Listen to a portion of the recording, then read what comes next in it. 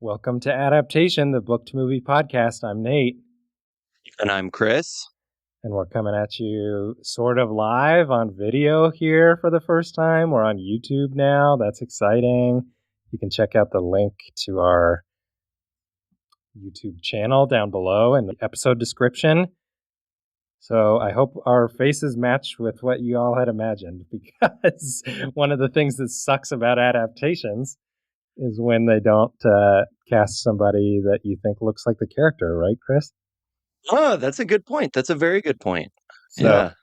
Be lenient, I guess, is what I'm saying. I love the idea in that disclaimer that anyone listens to this that doesn't know what our faces look like. You know what? We just switched over to this new software, and it showed us some of the countries where things are being streamed, and I guarantee there's some strangers listening. Oh, all right. Well, now you know what our faces look like. Congratulations. Yes, thank you, and sorry. Today we're discussing one of Chris's favorite books ever. Chris, what are we talking about? Yeah, we are finally digging into the full trilogy, upgrading from The Hobbit, and we have moved on to The Lord of the Rings, starting with number 1, The Fellowship of the Ring. That's right. And we plan to cover them probably one a year for the next, I guess, this year and then the following two. But because they are one of Chris's favorites, they're definitely one that we have a lot of reverence for, ones that we might find a way to weasel in a couple extra conversations or mini episodes, something like that. So if you want to hear more about our thoughts on The Lord of the Rings, be sure to let us know. I'm sure we'd be more than happy to oblige. Certainly. Well, and that's, I think to a certain extent, that's why we've waited this long to get to them, because it's almost too obvious, right? Yep. Two white guys talking about books and movies. But besides Lord of the Rings, what have you been reading lately? So my book club just finished one. This was so strange. It's called "There Is No Anti-Memetics Division." What? It's by an author named Quantum, just spelled QNTM. This sounds like AI. It's strange. I think the dude's like an actual theoretical physicist or something, and then just started writing fiction. It is bonkers. It is like this concept that almost like Men in Black style, this government agency going around and protecting humanity by stopping these crazy monsters. Okay, cool. But the monsters are ideas. Okay. So like can infect move from one host to another just by knowing about it. So they have to like take these drugs to temporarily wipe or temporarily not wipe their memory, and then like take notes on a meeting, leave the meeting, have their memory wiped, go back into the meeting, read their own notes, and realize that they are this person who holds this position, and the meeting is to destroy this thing that's going to try to destroy it. Oh, man. I am not going to pretend to have understood the whole thing. Anything else? Yeah. Like, I really thought I was on board. Maybe the first 20%, I was like, okay, this is getting complex, but we're there. One of my favorite books of all time I read a number of years ago. It's called This Is How You Lose the Time War. And it was a similar thing, really difficult to hold it all mentally because you're jumping around so much. But this was levels of magnitude crazier. So if you want a sci-fi shit show scramble, like, I don't know, reader challenge for yourself, There Is No Anti-Memetics Division. Crazy book. Yeah, crazy book with a crazy title and a crazy author name. Oh, no, everything about it. There's no point in anything around this entire idea where you feel that you have a grasp on what's happening. God, starting with the author. That sounds like it would freak me out. Like, give me a stroke. I think you would derive zero enjoyment from this book. What have you been watching? I saw The Bride which is that Maggie Gyllenhaal take on the Oh, Bride of Frankenstein. yeah, I didn't know that Yeah, was out. yeah, it just came out this weekend actually that we're recording. I really liked it. I mean, it's definitely a mess narratively. I don't know if you've seen anything online, but it's getting panned pretty hard, which I think is pretty interesting that that comes so close after Wuthering Heights. It's another literary adaptation or semi-adaptation where they're kind of taking some big creative swings and Uh-huh. unfortunately not really sticking the landing on either of them. Was there ever a full, I mean, maybe authorized, unauthorized, obviously not from Mary Shelley, but did someone actually write a Bride of Frankenstein book? I don't think so. I don't want to spoil the this movie, but it has a very meta framing device involving Mary Shelley and her legacy. Oh, interesting. If you like Frankenstein, I would encourage you to check it out. It's just kind of a mess narratively, but there's still so much that's really fun about it that I still really kind of liked it. I came away feeling pretty good about it. Okay. The Bluff is a new pirate movie on Amazon Prime that's actually fine, good enough. You guys might That's get a kick out of that. actually fine. Yeah. I mean, it's a streaming original pirate movie. Of course, it's not going to be that Really, great, but not a hard sell there, bud. you know, if you just don't want to leave the house or whatever, I don't know, it's on there for you. So that's kind of what I've gotten up to. It's still Oscar season. This is like the longest award season ever. So not a lot of new movies coming out right now. Okay. Okay. But on that note, we have a very famous book and movie to talk about. So why don't you tell us a little bit about Tolkien's Lord of the Rings? Yes. Okay. And I'm very much treating this as you have already listened to the Hobbit episode. So if you haven't, I don't know, pause, go back, listen to that, or get back to it later. That is all just to say much of the author discussion we typically open up with. I'm just going to skip. We don't need that on 2 episodes. Sure. So back with our boy, J.R.R. Tolkien, John Ronald Reuel Tolkien. The first edition of The Fellowship of the Ring was published in 1954 in the UK. It would be very easy if we treated these like our normal episodes for all 4 of these, Hobbit and the trilogy, to just sound like the same episode. So we're really going to try to discuss some different aspects, different facets of the stories somewhat, but more so the adaptation process, right? Yeah, let's get into it. Let's. So, coming from The Hobbit to The Fellowship of the Ring, and I know many people, especially if you weren't a reader of the books, film wise, obviously the trilogy came out before The Hobbit, at least the famous iterations that we primarily are talking about here. Sure. If you were familiar with The Hobbit, as I was, it's this really fun. The ring is essentially a character itself in these tales, right? Representing a lot of stuff, arguably dynamic, I guess not really, but maybe the different parts it manifests as.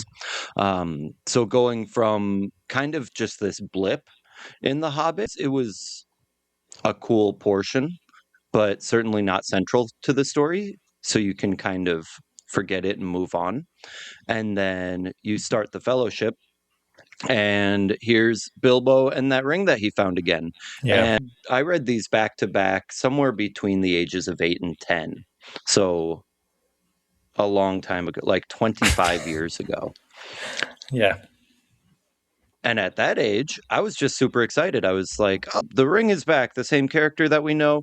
And it was disappointing to me that we kind of immediately shift to this adopted nephew of his, Frodo. Oh. Which is a crazy take, perhaps, especially if your first experience was the Yeah, no Fellowship, that kidding. famous shot. Elijah Wood sitting there reading a book under a tree, waiting for his friend Gandalf to Yep. come down the road. But that is to say, one of the most fascinating and interesting parts that I'll talk about more a little bit later is that this is such an involved and complex text. You get different things and you get more out of it each time, which is simply delightful. Yeah. aspect of Tolkien's writing, I don't remember how much we discussed in The Hobbit, but it is critical to like what this universe is about, what his writing was about. Tolkien himself was obsessed with the power of myths and folklore throughout virtually every civilization in history, right? That tracks, yeah. And mid 20th century England, we're talking like not prime, but immediately post prime, still certainly the preeminent power in the world, certainly still the sun never sets on England, Commonwealth mindset, right? Right. But if you even dip a little bit into like Churchill's very famous histories of the island, all of these massive tales, the Arthurian folklore, Merlin, Beowulf, everything coming from that island for millennia was myths, Oh, gotcha. larger than life characters, right? Yeah, yeah. And disclaimer, obviously, this is a very Western view of literature. But you get my point. This was a huge topic for him in what do these mean to people? What is the power that they have? And that really drove his writing. He only becoming really even more of an obsession. So he was into this. This was his whole deal growing up. And then he was drafted for World War One, obviously in England. Sure. And these stories, the First Great War really, I mean, no war is pretty, right? But World War One famously trenches, Pretty bad. everyone's getting gangrene. Yeah. First use of like mustard gas and nerve gas, like misery. I'm going to quit trying to paint a picture. We all know, gross, bad. Yep. And so these returning fantasies of this escape, right? Yeah. And what can it be for you? And that's where these ideas really galvanized for him. Okay. The overarching story left virtually untouched by most everyone, even readers, even fans of Tolkien. So we're zooming in closer and closer to who genuinely just loves this universe. Still, the majority of them do not touch the Silmarillion. Right. You have mentioned that one to me. I was going to say, I know you're at least somewhat familiar. What is your foreknowledge of that text? My understanding is that it is, for all intents and purposes, if not literally, basically an index of the lore around this world. And I just always think about when you got so excited you thought they were making a movie, you fell for an April Fool's Day post. Did you read my notes before we started recording? No. That's like so like 2 paragraphs later in my notes, that's in parentheses. Nate, do you want to tell them about? God, I was so It stoked. never leaves my mind. Never leaves my mind. Yeah, so what Nate's referring to is an April Fool's joke where someone posted that they were starting the talks to make a film adaptation of the Silmarillion, which is 1/20th as funny if you have not read the Silmarillion. Sure. The Tolkien fan base memes of comparison are like The Hobbit is literally addition, a kid learning 2 plus 2. The trilogy is maybe algebra or geometry, and the Silmarillion is quantum physics. Oh, barf. It is dozens, maybe even triple-digit numbers of characters, literal ages of history of the people of Middle-earth. Took him decades to write. He built an entire mythology, basically just to have the groundwork for a viable universe. You know what, Right? though? Props to him, because the biggest issue with like genre storytelling is when writers break their own rules. Mhm. So if you set those Yes. strict boundaries, then you can create something as rich as Lord of the Rings. Yes. Are you sure you didn't read my notes? Yes. I don't look at your Nate- stuff. It's just a paid actor over here. No, that leads into it. Oh, okay. It leads into it exactly, in fact. So obviously, this is a lot of lead up where we've almost not even talked about the book we're here to talk about today. But these are really the 2 main points that I wanted to give, and perhaps in some capacity explain why this is such a stalwart of Western literature. And I mean, building on that, so naturally lent itself to being objectively fantastic films, right? Yeah. So Tolkien's writing is often accused of being very laborious, spending entire pages describing details like the bark of a tree Right. in the Fellowship.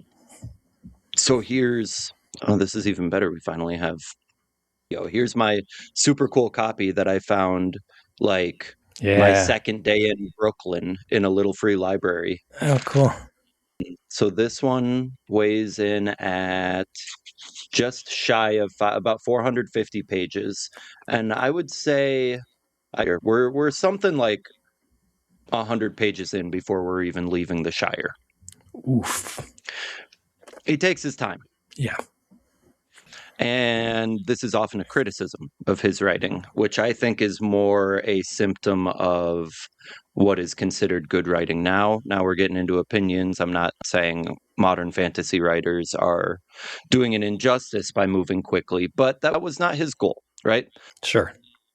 So spent a lot of time where it almost seems like the narrative is not really developing, but this is his entire goal. He wanted his writing not just to be, we've discussed this term in much fiction, the suspension of reality.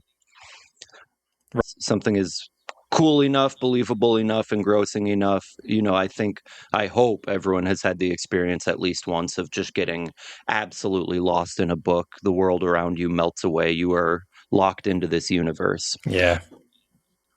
He wanted to present such a compellingly watertight world with these rules and descriptions followed so tightly that you could plausibly believe you are reading a genuine history of a faraway land in a long lost past, maybe a different planet, I don't know what, right?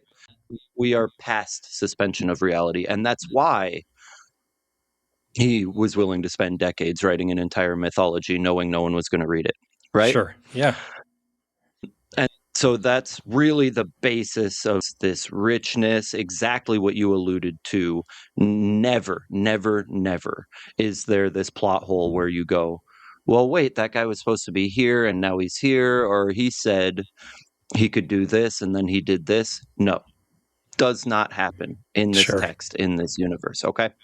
The second, I think, crucial point, we've often discussed authors presenting a character and saying, well, they would do this, they would do that. I think this came up a lot when we got that really cool reply. Oh, no. Caught stealing. Charlie Hinton? Does that sound right? Charlie Houston? Charlie Houston. Yes, when we got that cool reply from him. Yeah. And it was like, well, I don't know though if I really wanted you to like that. And we kind of joked about, what do you mean? You're the author. This is like that taken to the nth degree, right? Mm-hmm. He could very reliably say, well, no, based on this character in this clan of dwarves, given their family history going back 3,000 years, which I have in fact written, this is what they would have done, right? Yeah. He would have logical support and evidence. You could write fairly academic essays on these characters and why they are doing what they are doing, right? Going as far as, the writing on the ring that I believe in the movie Gandalf reads it at Bag End. The language of Mordor, the language of the elves, some of the songs that they're singing, the language of the dwarves in the runes in the tomb in Moria. All of these are fully fleshed out languages Right. that he wrote following grammar rules, following the exact syntax and structure guidelines that real languages have. Yeah.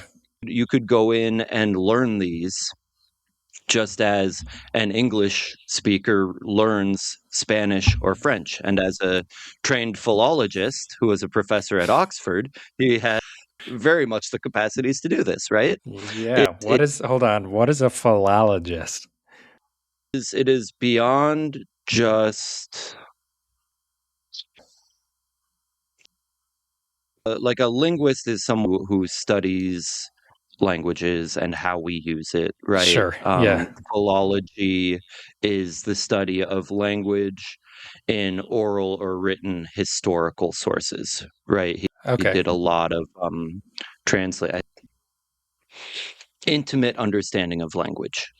I heard a sort of folklorish tale of when they started writing one of the editions of the Oxford Dictionary, and he was amongst a crew who they just sat down and had them start writing on index cards, just all the words they knew in their definite, like a degree of knowledge of language that would make Noam Chomsky jealous. Yeah. Also a joke that's not going to land super well, but I'm fine with it. I Tucker, get I it. know you're chuckling. Yeah. Okay, good. I mean, this is a level that nobody does now, right? Yeah. And it's not like it was the tradition and his contemporaries were doing it then either. This is Right. unique, truly. The text is so involved with so much going on that I'm not sure exactly what details people would want to hear about. This is more to the point of what I was getting at earlier. Famously, Christopher Lee played Saruman in the movies, the only member of the cast who actually met Tolkien, I believe, while Lee was a student at Oxford. I should have checked all of these things first. I didn't know if you'd know that. I don't, but I do. I did know that's a pretty famous fact that he was kind of the only person around that knew Tolkien, let alone was like somewhat of a Tolkien scholar, like an armchair expert kind of in Tolkien isms. So they often would defer to him when they were like, "What do we do here?" They would kind of call up Yes, Christopher yes. Lee to ask him his opinion. Well, he famously has said, or at least at one point said, he tries to read the entire trilogy once a year. Yes. And I, in my way, at least attempt to follow him. I get to it probably every other year or so. And That's enough. still, That's plenty. it's certainly plenty. I have Return of the King probably the fewest times, but Fellowship I've probably read 10 times at this point. Wow. Damn. And I find new stuff every time. Now, I don't know if it's like literal, I had no idea this happened. I don't think that's true. Right. But Right. new things highlighted. My evidence of this suggestion that there's new stuff that climbs out each time. It was only last year that it really sunk into me at Bilbo's party, the research leaving, getting delayed, trying to go talk to Saruman, coming back. Gandalf did not know for certain that this was the One Ring. Oh, either. Yeah, right, exactly. I don't think it's super clear in the movie. It is more clear in the book, but still somehow evaded me for, again, nearly 2 decades of reading and consuming this text. Yeah. There's this brilliance, again, the lack of plot holes. We, especially the pop culture aspect that Lord of the Rings has become, lots of people know lots about this story at this point. We are this omniscient observer. I don't know how many, between all 3 movies and The Hobbit, literally hundreds of times I've watched the films. You start kind of internalizing all of the information. Like, we know how it ends, right? Even the first second that we restart a full watch through every time. But in writing, each character's what they could reasonably have known, what they are discovering, how they would process that information is very compact. They are very real individuals in that sense. Again, no slip of how many stories do we have where that confused me as a child. This party they have a frickin' wizard with them. Yeah. Great. Boom, magic there, case closed, done, right? Yep. You would think. No, he doesn't do that. The wizard doesn't even know that this is literally it's called the One Ring. You could not be more explicit about how important this item is. Dude literally dies in this book.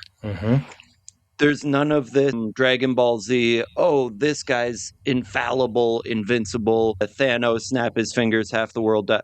No, everybody here is a character that you can get to know, that you can understand their tendencies, their thinking, and how they are processing the things that the people around them are doing. Just incredible. Absolutely incredible. And I think that's a trap of a lot of these hero tales that we have now. There's sort of this OP character, and to a certain extent, maybe this is only how I think, but I look at that and I find it quite unsatisfying because it's really, really fun, right? At first when they're introduced.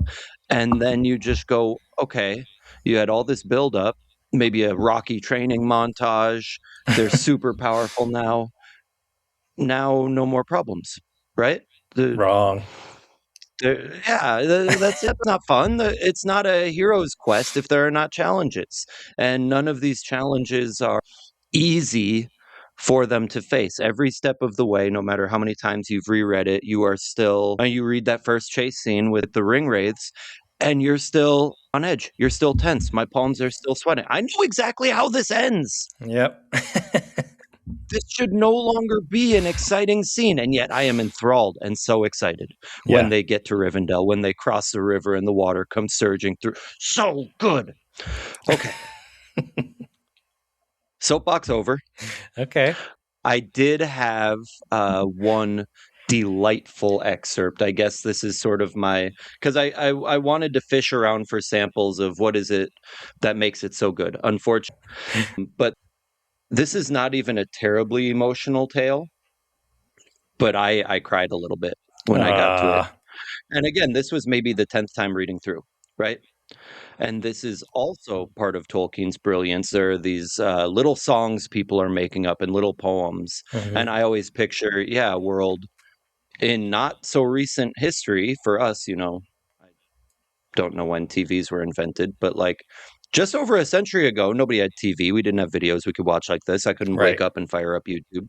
Right. And so this would be far more realistic, right? Sitting at the bar, you and the boys are going to make up a sea shanty to sing while you drink beer. Yeah. I presume.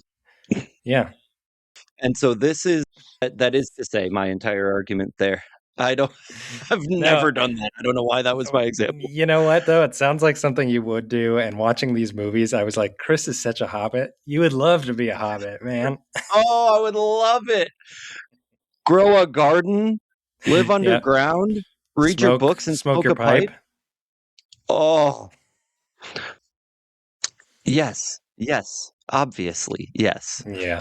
But my point with that is his writing was so good, and he had such an intimate knowledge of, that historical, I guess we would say maybe post-Renaissance. We're thinking of like Lord Byron, Milton.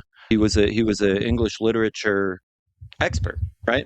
Yeah. And his writing reflects that. These would be good poems released as a chapbook. No context, not part of the story, right? Yeah. So I'm going to read you some. Please.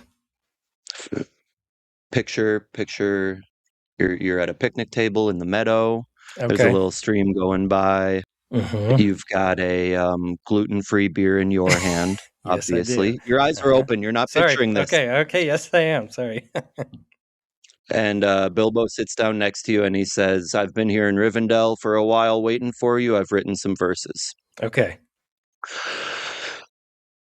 From Ever Evan's lofty hills, where softly silver fountains fall, his wings him bore a wandering light beyond the mighty mountain wall.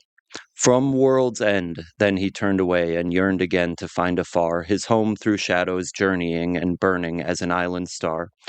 On high above the mists he came, a distant flame before the sun, a wonder ere the walking down, where grey and Northland waters run. And over Middle-earth he passed, and heard at last the weeping sore of women and of elven maids of elder days in years of yore. But on him mighty doom was laid, till moon should fade, an orbed star, to pass and tarry nevermore on hither shores where mortals are. Forever still a herald on, an errand that should never rest, to bear his shining lamp afar, the flamophore of westerness. Good stuff. Come on! I have chills. I don't know how many times I've read this. I have chills. It's wild. How many of these things could be discarded, could be a throwaway? Right. That has arguably nothing to do with the plot, right? They are in Rivendell to discuss how to stop this guy from ending the world. Yep. And Bilbo's like, hey, I wrote a poem. You want to hear it? Because he's 111 years old. Yeah, old dude. I mean, a lot going on behind there. No one knows why he's still alive. He should be dead right now. Yeah, again, we've talked about this with some texts where it requires so much brain power to stay with it, to stay focused, and it gets a little bit lengthy. I mean, Wuthering Heights, we just talked about this. Where there it became a chore, this is just a pleasure. Yeah. Cool. Yeah. God, brilliant writing. I've talked for far too long already, but that's plot points, spoilers. If you are not familiar with what happens in the Fellowship of the Ring already, that's your fault. Yeah. Pause the podcast, go fix it, watch the movie, come back. Yeah. That's not worth our time to discuss here and now. Agreed. And thank you for all of that information. We're going to potentially take a quick break. We're on a new service, so I'm not sure if ads are going to get inserted here or not, but we're going to build a space just in case. So stick around and we'll be right back.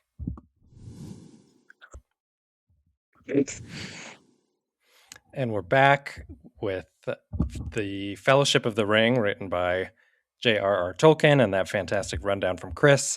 And now I'm going to talk a little bit about the movie, which is obviously extremely famous. I don't know that, kind of like you said right before that break, if you haven't seen it, I don't really know what to tell you. It's not even like a fandom thing. It's kind of like, how did you escape it? Yeah. It's a little... 5 kids at home, and my parents still went to the midnight showings of these movies. Wow.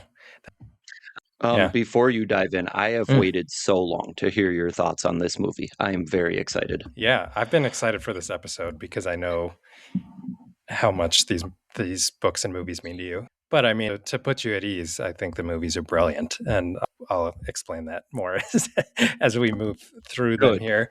They're a little bit complicated to talk about because they were all filmed at once, which I'll kind of explain in a minute here, but similar to... I think we talked about this a little bit in the Wicked episode. It's tough sometimes to like discern what resources went to what movie because everything was filmed at once. So it's a little bit of a sticky conversation when it gets to like money and timelines and stuff because everything was being made at once. But very notable, I think, because there are surprisingly few adaptations of Lord of the Rings overall. It was considered, I think we talked about this in the Hobbit episode too, it was considered unadaptable, largely because of the massive scale of these movies and how deeply high fantasy this is. You know, there's very few people that can kind of appear as humans in these movies, so it's really difficult to realize that kind of thing on camera, especially beginning, you know, in potentially 1954 it was published. That's like a no-go for fantasy filmmaking, basically. High fantasy filmmaking. Oh, those would have been so bad. Yeah. Oh, rough. Yeah. There were a few adaptations that came out of non-English language speaking countries or non-English language first speaking countries that were mostly on television. Some of them were like... what's it called when you like tape a stage production and broadcast it on television?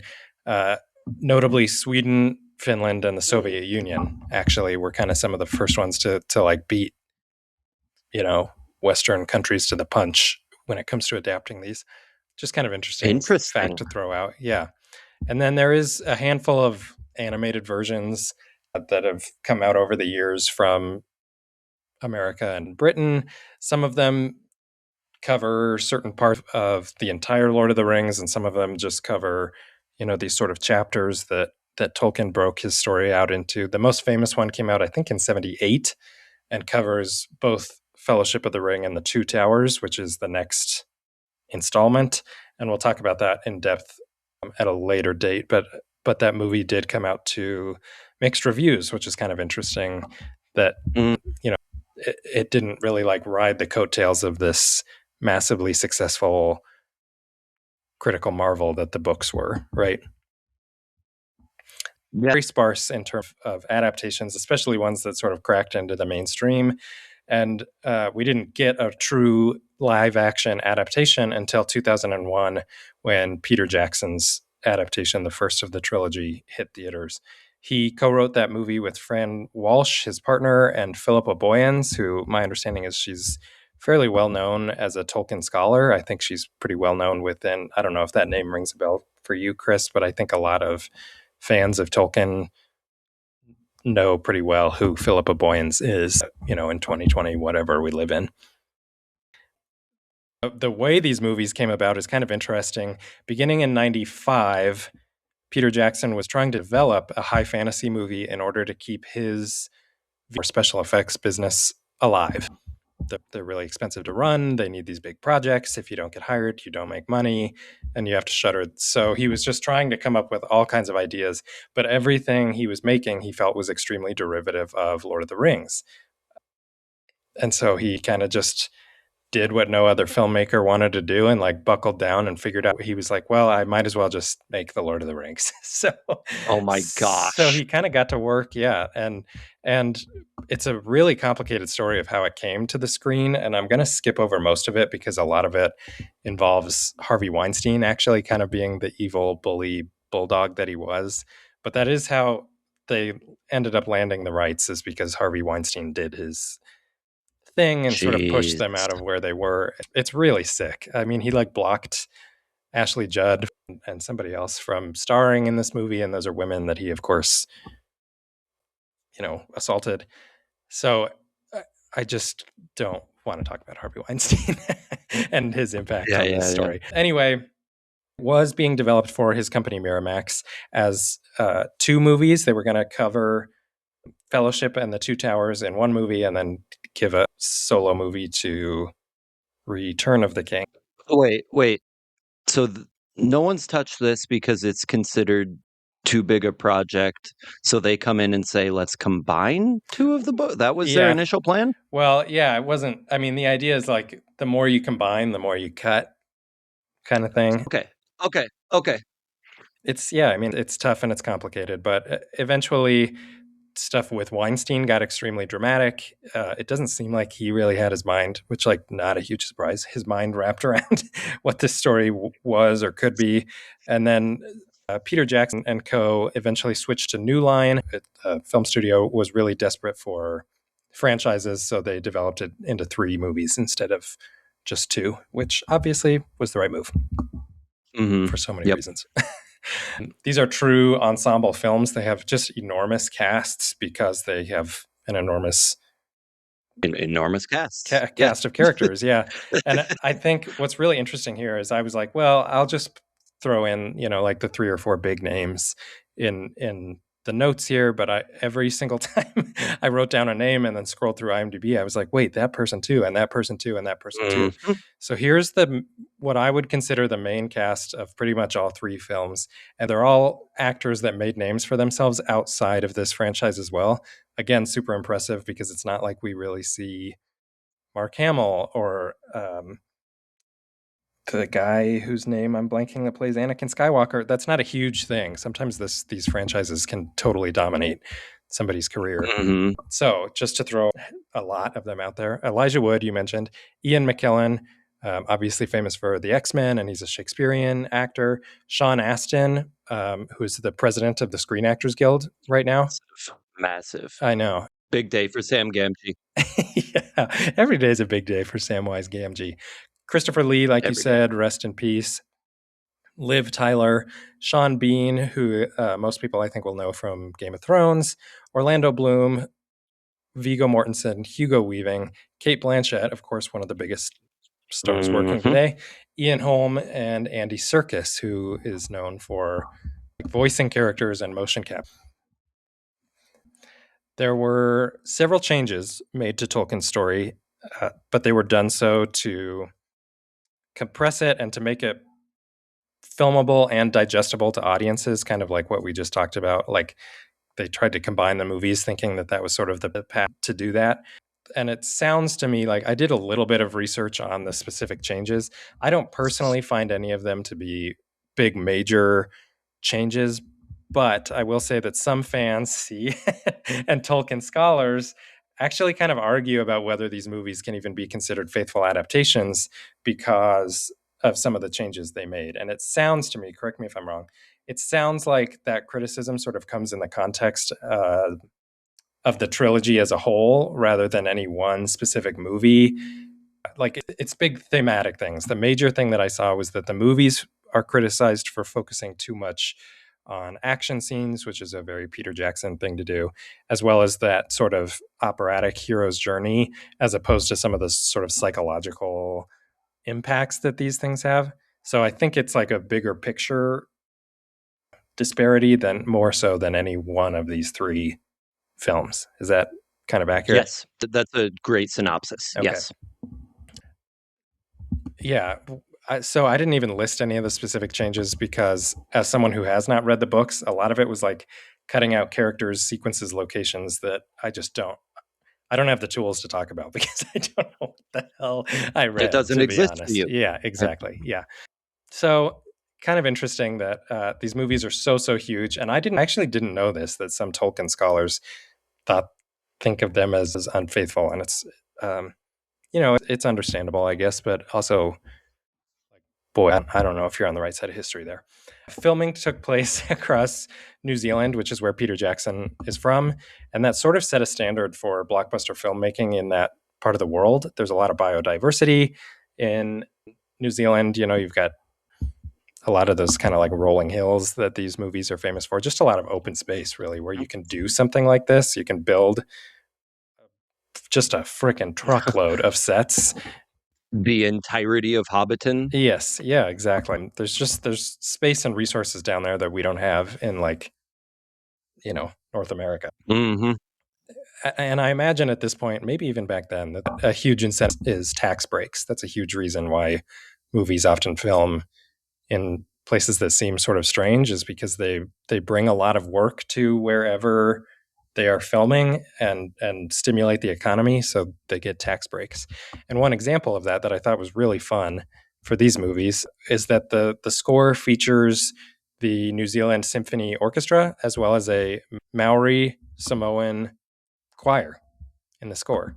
I did not know that. Yeah, it's just kind of cool. You use what you've got, and there's plenty of talent all over the friggin' place. So they're there in New Zealand, and like I said, that stimulates the economy, and it is create. It's called Tolkien tourism, this pilgrimage that a lot of fans will take to see where these movies were made. Similar to, I've been to the Harry Potter studios in London. You can go and see some of the sets and the costumes, and there's like this sort of museum aspect to going to New Zealand. Yeah. Oh, so cool. Yeah. Would you do that someday? 100%. I mean, obviously, I want to get to New Zealand anyway because rugby. But like the fact that, all of this was there too. I mean, I'm first and foremost a fan of the books, so I think I'm an oddity less of an appeal for me. But yes, of course, I'm going to go see it whenever I get there. Yeah, we should do an adaptation field trip. Yeah. Oh, that's a great idea. Yeah.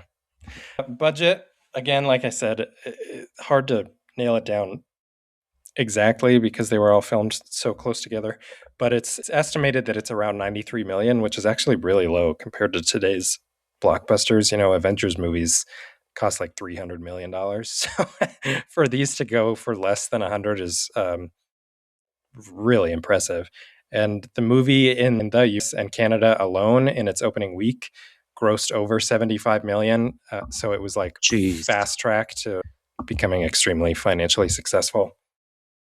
And that was 25 years ago. Yeah, exactly. And it's not, that was just US and Canada. It set opening weekend records at the box office in many countries around the world. I mean, you could kind of throw a dart at a map, and wherever it lands, there's like Fellowship of the Ring is kind of in their top 10, 15, 20 box office opening weekends of all time because this movie was just big. Yeah. Yeah. And then, of course, it's a major success critically as well, hailed as a masterpiece especially of fantasy filmmaking. And, it appears on all kinds of people's like best of all time lists and is preserved in the Library of Congress for its cultural significance. This movie's it's a big deal. That's why I say at the beginning, if you haven't seen it, I don't really, I'm just like really dumbfounded by that.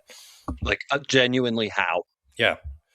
13 Oscar nominations, pretty big number. 4 Wow. wins. Yeah, won 4 of those for cinematography, makeup, score, and visual effects. But I also wanted to give a shout out to the fact that it got a lot of nominations above the line as well, including Best Picture, Best Director for Peter Jackson, and Best Supporting Actor for Ian McKellen, which I think is a really fun nomination. Heck Yeah. Yeah. Heck yeah. That dude, he's so good. Yeah. So good. I know. And then I have a handful of sort of fun facts here that just kind of go to show how no stone was left unturned with making these movies. First of all, costumes and weapons were based on tech era appropriate designs. This obviously is a world that didn't exist, and I couldn't tell you what era of planet Earth it's The most second age similar of to. Middle Earth. Yeah, okay. But, all of the weapons and everything were made to be very believable for this fantasy world. They studied real life animals to make the animals of Middle Earth feel more lifelike. They made Yeah. 19,000 costumes and then wore them out into the real world so that they could look like they were real people's clothing instead of like they just came off of a clothing rack. Oh my They gosh. trained all of the actors to correctly pronounce the names and locations and things like that, which is huge because, like you said, it's several fake languages. And nothing grinds my gears more in a movie than when 2 actors are pronouncing things differently. I'm like, who didn't come up Yep. with a consensus? How did you not iron No this one one checked tiny this. thing out? So I love that they Yep. did that. The sets were built at several scales so that short characters could appear short and tall characters could appear tall, which is to say that there are sets of like the Hobbit hole that are really tiny so that Ian McKellen could look like a giant while he's filming his scenes. And then there's sets of them that are huge and massive so that like Ian Holm and Elijah Wood look teeny tiny while they're standing in them. And then they kind of mash up those scenes in post production.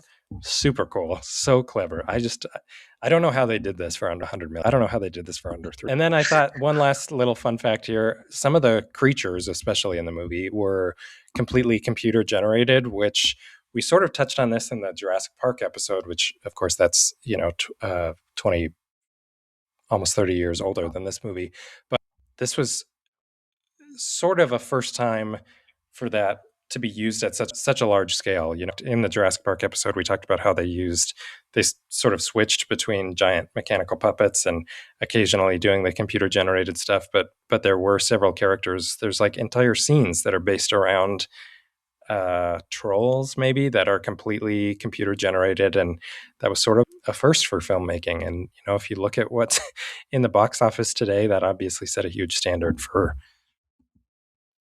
how we tell these stories. Yeah. Oh, that's So cool. Cool movies that just took like unbelievable amounts of work.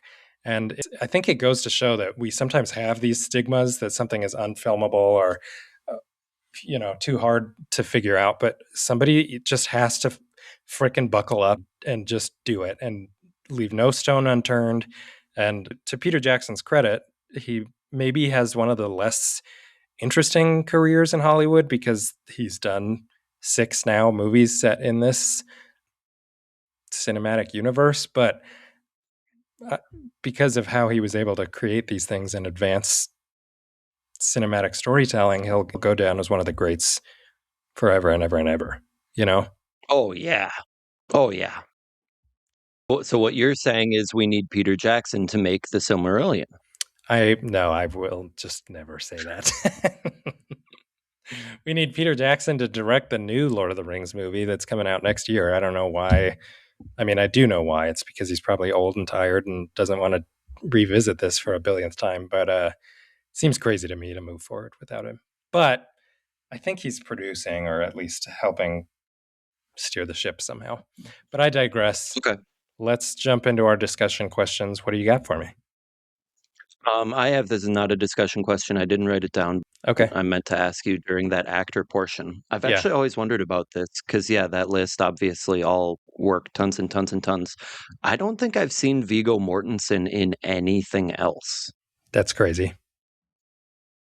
Really? Yeah. Yeah. Okay. All right. That's amazing. Captain Yep. Fantastic, and he just made a Western. What was it called? I forget. But yeah, he's around. Okay. All right. All right. Yeah. So this was interesting. This just came up on my Instagram a couple of days ago because I am me. Yeah, you are. It was a think tank going through literature saying, is this underrated or overrated? And the guy had a very interesting answer to me because they asked him about Lord of the Rings, Fellowship of the Ring. And he basically said it is often correctly rated or a little bit overrated by fans of the universe of the books, but most of the people who he thought underrate it like comes out that they just haven't even read it yet. And so I'm curious Oh, if you've had that discussion with people about the movies. Do you think they are underrated, overrated, appropriately rated? How is that looked at in the film community? oh. Well, while we're here, let me pull up Letterboxd and just see what it's rated on there because I think that might give a good indicator of how people are looking at it. It's got a 4.4 average on Letterboxd. That's almost as high as it goes. So I mean, it would like literally pain me to say that they're overrated, just because I think I have too hard a time separating their impact from maybe what they actually Uh-huh. are. I guess I would say that might be where that argument comes in. But God, they're really good, well-made movies. This is a long rant to avoid answering your question because I think A little bit of a loaded question. I'm too biased to give you an answer. Honestly, I just scrolled through the people that I follow on Letterboxd. Nobody's rating it 1 star and writing underrated or overrated in their review. Hmm. You know what I mean? I don't surround myself with haters like that. Good. Yeah. No, I think, honest to God, though, I think they're probably pretty appropriately rated. Like, they are in that class of movie like Jurassic Park or Jaws or the original Star Wars that you can revisit and just be like, holy shit, every time, Hmm. you know? I mean, and it's not like fantasy is your wheelhouse like it is for Right. me. I don't think this has to be your thing Right. for it to be a fun film to watch. Agreed. Totally agreed. Okay. Okay, so I had a clarifying question that I've not really had the answer to for years and years and years because I am too stubborn to Google anything. Can you tell me what the rings actually do? Like, I understand the sort of big picture, they make you more powerful, but I don't like, that's about it, I guess.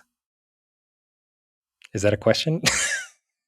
Incredible question. Wonderful question. I have always battled with this myself Okay, so it's not clear. because no, it's kind of these were given to men and they were greedy and they corrupted them. Right. That's why I say the ring is really honestly a character in and of itself Hmm. because it's like, okay, so the elves have their rings, but all of the other elves are also immortal, so that's not what it's doing for them. Right. This one makes Bilbo and Frodo invisible when they're wearing it, but not Sauron. Um, it's I don't even this isn't like apologetics for Tolkien. I think it really is intended to be the ethos. This, Sure. you need a symbol for power, Yeah. Okay. That does right? track. Yeah. Short answer, and if Okay. it's answered in the book, that it has not revealed itself to me, and I'll hopefully find it when I read through them again next year. Yeah. Okay. Well, good to know at least that I wasn't missing something huge. We're just dodging questions today. I guess so. What else do you got? Okay, well, you're not going to like this one Ugh, anymore. okay. Why the heck did the movies leave out Tom Bombadil? I don't know what that is. Yep, I know you didn't read them, so you don't know who that is. This is a famous rant that Stephen Colbert has given many times. Oh, yeah. He's a big Famous, fan. Yeah. huge Tolkien head. Yep. Massive, very cool character right in the middle of the book. And people love to be outraged that he and his wife, the river, oh gosh, oh, I can't get this wrong. The river princess, the river queen, famously left out. And to an extent, this is a fake tirade on my part. You can kind of see exactly why they left them out because it doesn't, in my opinion, do not get mad at me. I don't care. have a significant effect on the plot, but I ask this more in the sense of, can you shed any light on how they make these decisions when they're going to make an adaptation? Why this character compared to this one? Is it how much time it would take up, how many more characters they'd need to introduce, effect on the plot as a whole, staying true to the plot? Where is this coming from? Why Tom Bombadil compared to, I don't know, insert different scene that they could have cut out here? Sure. Yeah, sometimes it is for budgetary reasons. I have no idea anything about this character or his wife that you're mentioning, but if she is royalty of some kind, I imagine that that would involve a lot of costume and hair and makeup that they could save and spend on like Orlando Bloom instead, who's in all three movies. On his hair and makeup. All right, yeah. So my guess is it's something like that. I do also have to point out that especially the extended versions of these movies, they do hit a point where they drag. And so eliminating anything from the front load and delaying that drag as much as you can, because it sweeps back up with that fight at the In end, Moria. which I believe is actually from the second book, if I'm not mistaken. Yeah, it's like the very start of the second one, I believe. Yeah, which they intentionally ported over to give a climactic ending to this movie. So my guess is that it was probably budgetary and Yes. also to keep the pacing going. If the character is kind of just like a cool addition that's inserted into the story instead of being a narrative device that moves the plot forward, then he immediately becomes disposable. Mm-hmm. Right? Okay. Yep. I can't speak to the character. You'll have to tell me whether that's how you see him or not. But enough people felt that he was not as impactful to the story that they could save pretty much time and money by including him. I mean, it feels immediately offensive. Like, I certainly will not agree that it's a throwaway character or not a cool part of the story. Like, my immediate thought when you said that was like, no, that is the story. But from a film perspective, it's a difficult argument to disagree with. Right. Like, clearly, you still got a cool story without this character. Yep. That's exactly it. And I mean, logically, if they just did this one, not zero action, but little action. And I know that's like a draw for audiences, but it would be like the length of the good Pride and Prejudice if they genuinely, faithfully adapted. I mean, both are good, but one is better. Yeah, and you're wrong about which. But as a fan of Tolkien, what is your opinion on whether these movies are faithful or not, given the fact that there is more debate than I ever knew about? You did not know about that? No. I mean, again, I'm not a Oh, Tolkien head. I just kind of like these movies. And frankly, sometimes when like arguments come up about it, I have to tune out. Like I can't. just avoid. I'm like capacity because I can't even remember their names or the names of the places because they're all from fake languages. So I'm like, I can't listen to people argue about whether it's faithful or not. No, honestly, that's completely fair. To me, here's my, and I am not dodging this question. This is a sincere answer. Okay. As a big, big, big lover of all things Tolkien, Yeah. I would obviously love to have a full page by page film adaptation. Of course. I mean, by percentage, we're talking, I don't know, an hour and 15 minutes of them just dicking around in the Shire. I would love that. I know many people would. That's not fiscally viable. Yeah. Right? No. So if the option is, which I believe in this capitalist nightmare we live in, we get what we got, which is marvelous, or we get no film like we have with the Silmarillion. Yeah. Give me what you got, Peter Jackson, right? Yeah. I absolutely see the argument. I think as a talking point, what would you have wanted to see? What would it have looked like? I think that's fun. Sure. I think as a genuine criticism, that is some ivory tower gatekeeping bullshit. Oh, yeah. Actually, I think you're right. Because we need to be realistic. Yeah. Like, the fact is, how many literal millions of people have now consumed this content, maybe even gotten into it, read the books, who had never heard of Tolkien, right? Yeah. This is a massive win for the books in my mind. And to get mad at somebody that they did not include every detail, we can all objectively agree is not possible. Mm-hmm. That's just being mad to be mad. Yeah, I agree. Similar to what we talked about last week, too. Yes, exactly the same. We got a cool movie. Again, I would have loved to have Tom Bombadil in there. I would have loved more Radagast sooner than just The Hobbit. I don't care. Yeah. I got a great film. Mm-hmm. I got stuff that I can access. And end of the day, exactly what you said about Wuthering Heights. Oh, it's not true enough for you? Great, don't watch it. Yep. Great, go read the book again. Yep. I'm going to do both this year because I love both. And I don't think it is a slap in the face or a wrongdoing to Tolkien himself to enjoy the movie. Correct. I would agree. I think he would have. Yeah. You know? You can get your Tom Advil elsewhere. Incredible. This podcast is not sponsored by Advil, but I'll say it every episode if you guys want to throw us some money. I have a one last fun question that I just threw in. We talked early in the episode. You are certainly a hobbit, without a doubt. What of the races or species in Lord of the Rings do you think I belong to? Elf. Why? No question. No question? Wow, okay. No question. Very neat and clean. And a thing that I think is often not lost because everyone gets to treat it the way they want to, right? There's a mythos around elves, full stop, right? Yeah.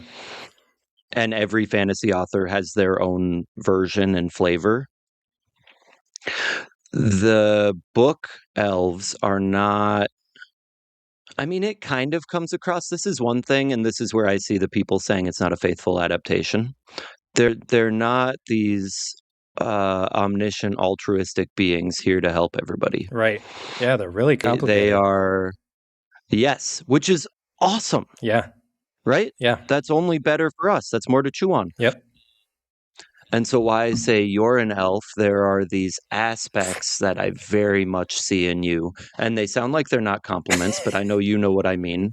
And anybody watching that doesn't know what I mean, I'm not being mean to my friend.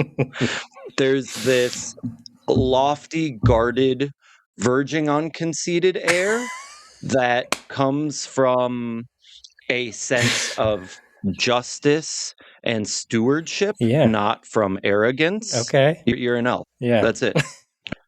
And you hated it when I forgot to do the dishes. Yeah. And I think the elves would be exactly the same. Yeah, probably. Wow. I didn't think you were going to drag me like that. Again, none of these are bad things. What do you think Blair is? Oh, boy. I know 100% what Blair is. Blair's a dwarf big time.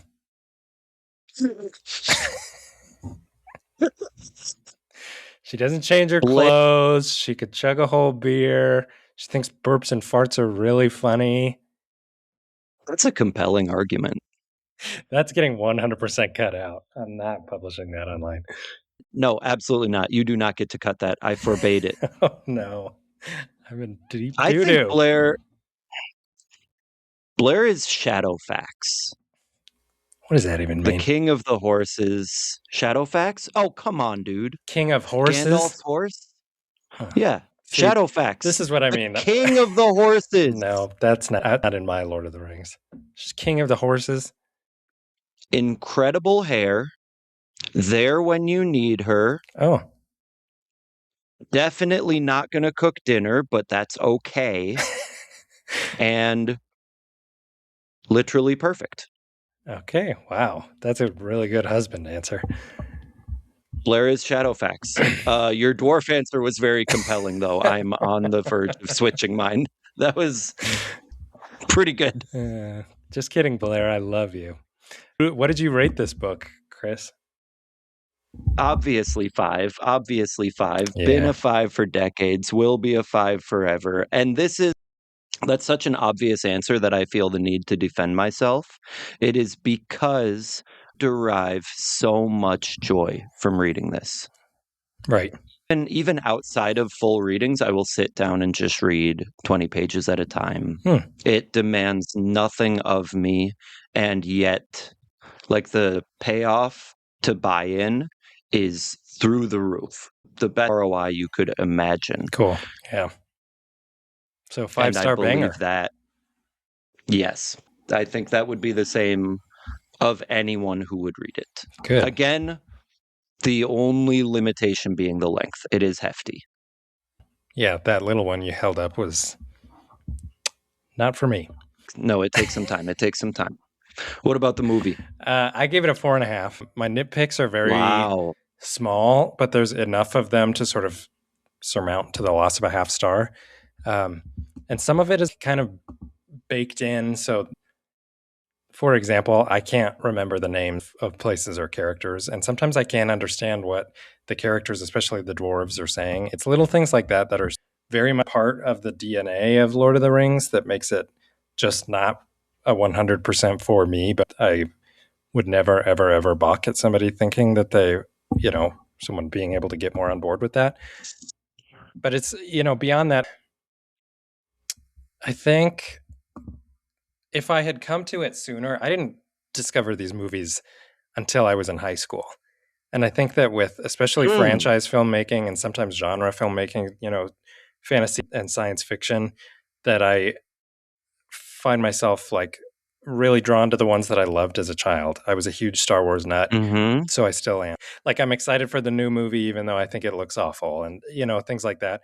That's not the case for Yep. me for Lord of the Rings. I just came to it a little bit too late, and I think had I come to it earlier in life, it probably would be that 5-star, like you're talking about, revisit constantly. It it's not a part of my DNA the way that sounds like the books are a part of yours. That's a completely fair assessment. And I think, honestly, what you were saying is very, very valid and kind of what I was getting at with like, it is fairly mainstream. I mean, arguably completely mainstream, but end of the day, it is still fantasy. Right. Right. Like, there is a large percentage of the population for whom this is the only fantasy tale they have or will consume. Right. Totally. And that's fine. Not all media is made for everyone. Yeah. So to look at it and say, well, it's not 5 star, the names are objectively inaccessible. Right. Right. That's not an unfair Yeah. statement. Yeah. So, like I said, 4.5, but it's a very arbitrary 4.5. Like, I don't know that I would like, are those really flaws? I don't know, but Mm, yep. that's kind of where I'm sitting at. No, fair, completely fair. Who would you recommend it? Yeah, I would recommend it to pretty much anybody, just because I think it does have, despite some of those little things that we just called inaccessibilities, it is an overall a very accessible story. It's operatic. It's a fantasy opera, right? There's clear cut good guys Yes. and clear cut bad guys, and the guys that are complicated are like in the B or C storylines. So it's not like it's hard to follow. You just kind of sometimes have to turn on subtitles. That's actually what this movie is what turned me into a subtitle guy, is because I was like, I don't know what y'all are saying, but if I could read it, it would make a little bit more sense.